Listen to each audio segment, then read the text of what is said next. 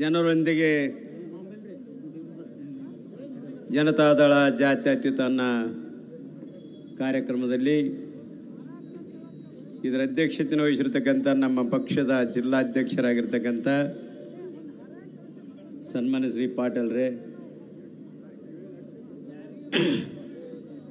ಈ ಕಾರ್ಯಕ್ರಮವನ್ನು ಉದ್ಘಾಟನೆ ಮಾಡಿ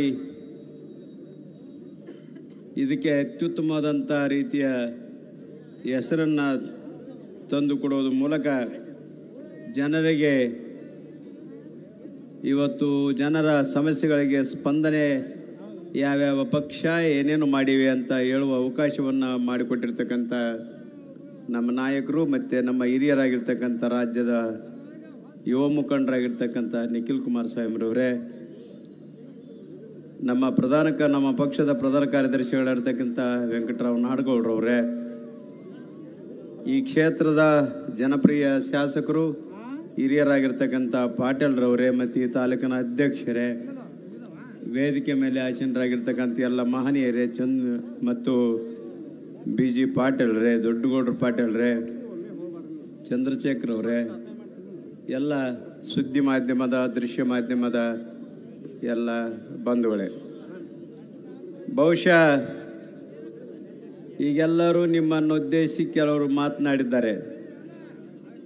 ಭಾಳ ಅತ್ಯುತ್ತಮವಾದಂಥ ವಿಚಾರಗಳನ್ನು ಕೂಡ ನಾಡಗೌಡರು ನಿಮ್ಮ ಮುಂದೆ ಪ್ರಸ್ತಾಪ ಮಾಡಿದ್ದಾರೆ.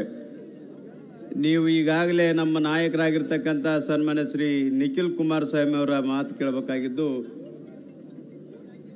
ಆಗಿದೆ. ಆ ಕಾರಣಕ್ಕಾಗಿ ನಾನು ಹೆಚ್ಚು ಮಾತಾಡೋಕ್ಕೆ ಹೋಗೋದಿಲ್ಲ. ಈಗಾಗಲೇ ನಮ್ಮ ನಾಡಗೌಡರು ಸಾಕಷ್ಟು ವಿಚಾರಗಳನ್ನು ಹೇಳಿದ್ದಾರೆ. ಯಾವ್ಯಾವಾಗ ಜನತಾದಳ ಯಾವ್ಯಾವಾಗ ಕಾಂಗ್ರೆಸ್ಸೇತರ ಸರ್ಕಾರಗಳು ಅಧಿಕಾರಕ್ಕೆ ಬರ್ತವೆ, ಆವಾಗ ಈ ದೇಶದ ಬದಲಾವಣೆಗಳು ಮತ್ತು ರಾಜ್ಯದಲ್ಲಿ ಅನೇಕ ಜನಪರವಾದಂಥ ಕಾರ್ಯಕ್ರಮಗಳನ್ನು ಕೂಡ ತರದ್ರಲ್ಲಿ ಭಾಳ ಅತ್ಯುತ್ತಮವಾದಂಥ ಕೆಲಸ ಮಾಡ್ತವೆ ಅಂತಕ್ಕಂಥದ್ದು ನಿಮ್ಮೆಲ್ಲರಿಗೂ ಗೊತ್ತಿದೆ ಅಂತೇಳಿ ಭಾವಿಸ್ತೇನೆ. ಬಹುಶಃ ದೇವೇಗೌಡರು ಪ್ರಧಾನಮಂತ್ರಿ ಆದಂಥ ಸಂದರ್ಭದಲ್ಲಿ, ವಿ ಪಿ ಸಿಂಗ್ ಅವರು ಪ್ರಧಾನಮಂತ್ರಿ ಆದಂಥ ಸಂದರ್ಭದಲ್ಲಿ ಅತ್ಯುತ್ತಮವಾದಂಥ ಬದಲಾವಣೆಗಳನ್ನು ಕೂಡ ಮಾಡಿದ್ದಾರೆ. ವಿ ಪಿ ಸಿಂಗ್ ಅವರು ಪ್ರಧಾನಮಂತ್ರಿ ಆದಂಥ ಸಂದರ್ಭದಲ್ಲಿ ಮಂಡಲ ಕಮಿಷನ್ ಅಂತಕ್ಕಂಥದ್ದು ಒಂದು ಯೋಜನೆ, ಒಂದು ಮೀಸಲಾತಿಗಳನ್ನು ತರುವ ಮೂಲಕ ಎಲ್ಲ ವರ್ಗದವರಿಗೆ, ಪರಿಶಿಷ್ಟ ಜಾತಿ ಪರಿಶಿಷ್ಟ ವರ್ಗಕ್ಕಷ್ಟೇ ಮೀಸಲಾತಿ ಅಲ್ಲ, ಈ ದೇಶದಲ್ಲಿ ಬದುಕ್ತಕ್ಕಂಥ ಪ್ರತಿಯೊಂದು ಜನಾಂಗಕ್ಕೆ ಕೂಡ ರಿಸರ್ವೇಷನ್ ಮಾಡಿಕೊಟ್ಟಿರ್ತಕ್ಕಂಥ ವ್ಯಕ್ತಿ ನಮ್ಮ ಪಕ್ಷದ ಜನತಾದಳದ ಮಾಜಿ ಪ್ರಧಾನಿಗಳಾಗಿರ್ತಕ್ಕಂಥ ವಿ ಪಿ ಸಿಂಗ್ ಅವರು. ಅದಾದ ನಂತರ ಸನ್ಮಾನ್ಯ ಶ್ರೀ ದೇವೇಗೌಡರು ಅಧಿಕಾರಕ್ಕೆ ಬಂದ ಮೇಲೆ ರೈತರಲ್ಲಿ ಏನಾದರೂ ಬದಲಾವಣೆಗಳು ಮತ್ತು ರೈತರಿಗೆ ಏನಾದರೂ ಒಂದು ಸಹಾಯ ಮತ್ತು ಜನಪರವಾದಂಥ ರೈತರ ಕಾರ್ಯಕ್ರಮಗಳು ಯಾರಾದರೂ ಮಾಡಿದರೆ ಸನ್ಮಾನ್ಯ ಶ್ರೀ ದೇವೇಗೌಡರು ಅಂತಕ್ಕಂಥದ್ದು ನಾವು ಮರೆಯುವಂತಿಲ್ಲ ಅಂತಕ್ಕಂಥ ಮಾತನ್ನು ಈಗಾಗಲೇ ನಾಡಗೌಡರು ಹೇಳಿದರೆ, ನಾನು ಕೂಡ ಎರಡು ಮಾತಿನ ಹೇಳನ್ನು ಬಯಸ್ತೇನೆ. ದೇವೇಗೌಡರು ಒಂದೊಮ್ಮೆ ಹುಟ್ಟದೆ ಹೋಗಿದ್ರೆ ರೈತರಿಗೆ ಸಬ್ಸಿಡಿ ಅನ್ನೋದೇ ಗೊತ್ತಾಗ್ತಿರಲಿಲ್ಲ, ಸಬ್ಸಿಡಿ ಅನ್ನೋದೇ ತಿಳಿದಿರಲಿಲ್ಲ ಅಂತಕ್ಕಂಥದ್ದು ನಿಮಗೆ ತಿಳಿದಿದೆ ಅಂತೇಳಿ ಭಾವಿಸ್ತೇನೆ.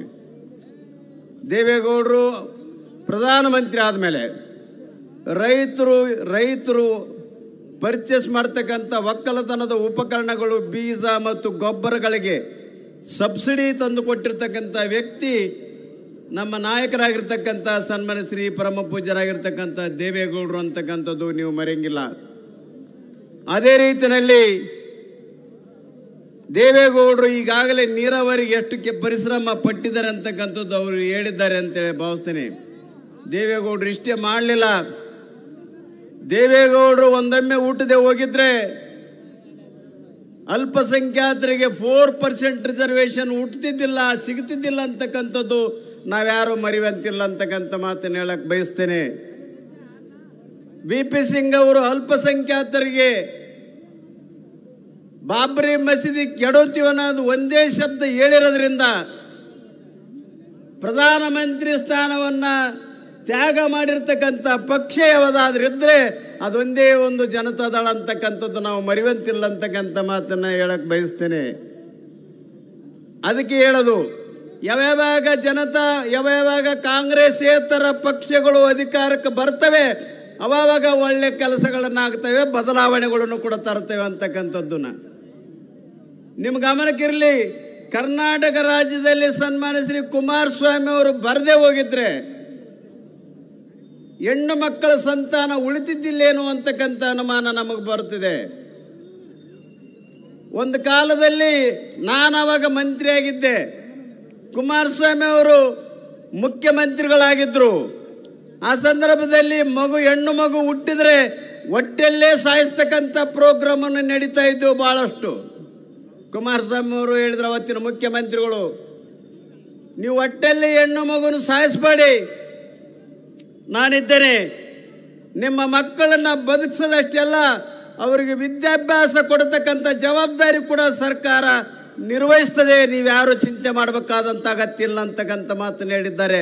ಆ ಕಾರಣಕ್ಕಾಗಿಯೇ ಭಾಗ್ಯಲಕ್ಷ್ಮಿ ಯೋಜನೆ ಅಂತಕ್ಕಂಥದ್ದೊಂದು ಯೋಜನೆ ತಂದು ಮಗು ಹುಟ್ಟಿದ ಕೂಡಲೇ 50,000 ರೂಪಾಯಿ ಬಾಂಡು, 1 ಲಕ್ಷದ ಬಾಂಡ್ ಮಾಡೋ ಮೂಲಕ ಆ ಮಗುವಿಗೆ ಜೀವನಕ್ಕೆ ಬರ್ತಕ್ಕಂಥ ಎಲ್ಲ ಸಮಗ್ರ ಅಭಿವೃದ್ಧಿಗೆ ಕಾರಣರಾದರು ಅಂತಕ್ಕಂಥದ್ದು ನೀವು ಮರಿಬಾರದು ಅಂತಕ್ಕಂಥ ಮಾತನ್ನು ಹೇಳಕ್ಕೆ ಬಯಸ್ತೀನಿ ಅಷ್ಟೇ.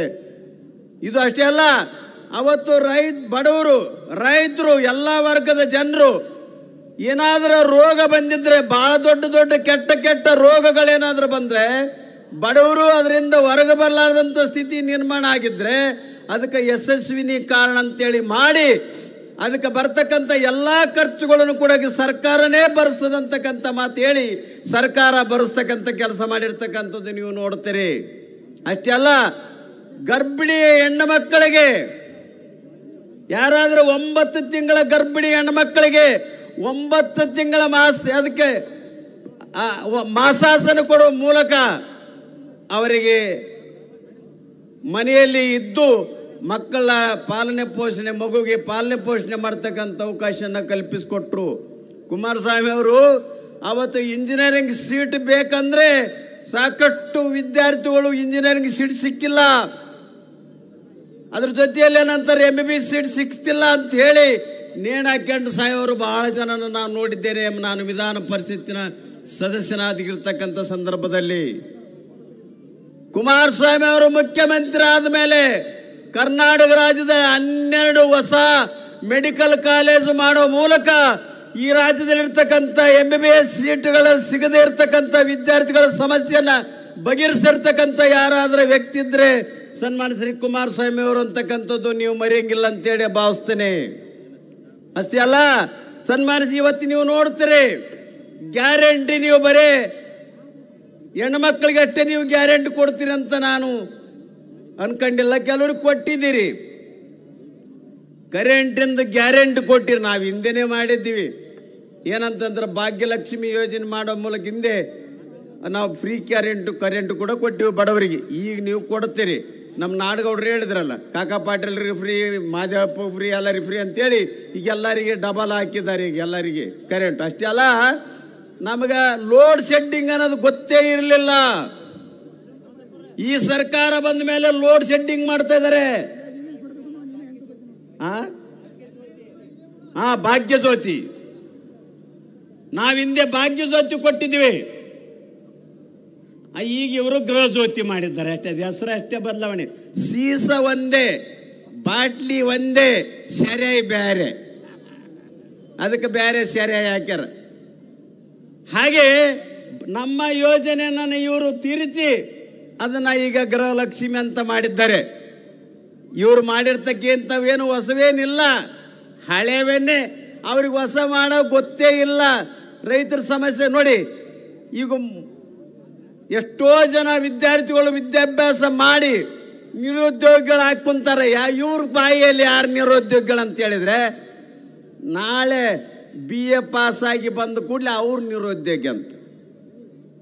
4, 5 ವರ್ಷ 10 ವರ್ಷ ನೌಕರಿ ಸಿಗದೆ ಇರ್ತಕ್ಕಂಥವ್ರು ಅವ್ರು ನಿರುದ್ಯೋಗಿಗಳಲ್ಲ ಅಂತ. ಅವ್ರಿಗೆ ಕೊಡೋದಿಲ್ಲ ಅಂತ ಇವ್ರು ಮಾಸ ಏನು 2,000 ರೂಪಾಯಿ